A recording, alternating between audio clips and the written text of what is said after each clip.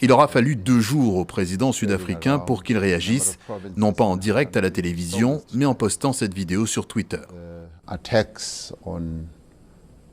S'attaquer aux commerçants étrangers est totalement inacceptable. Nous ne pouvons pas tolérer ça en Afrique du Sud.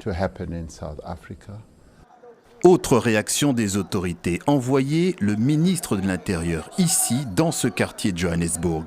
Précisément là où depuis dimanche, ces émeutes meurtrières, ces pillages et ces violences xénophobes se multiplient. Le ministre est venu rencontrer les habitants du quartier, mais aussi constater le redéploiement des forces de l'ordre.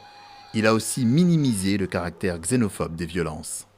La xénophobie est utilisée comme une excuse. Pour le moment, rien n'est à l'origine de ce conflit entre les Sud-Africains et les étrangers. Ce n'est pas vraiment l'avis des commerçants comme Paul. Il est d'origine ivoirienne et ce mercredi matin, il est en colère devant ce qu'il reste de sa boutique. Je suis très remonté. Le gouvernement nous a laissé tomber. Il ne nous protège pas. Ce n'est pas normal, ce n'est pas juste. Je n'en veux pas à ceux qui commettent les pillages. Le problème, c'est le gouvernement. Un gouvernement qui a repris la main dans les rues où un calme apparent est revenu. L'enquête, elle, suit son cours.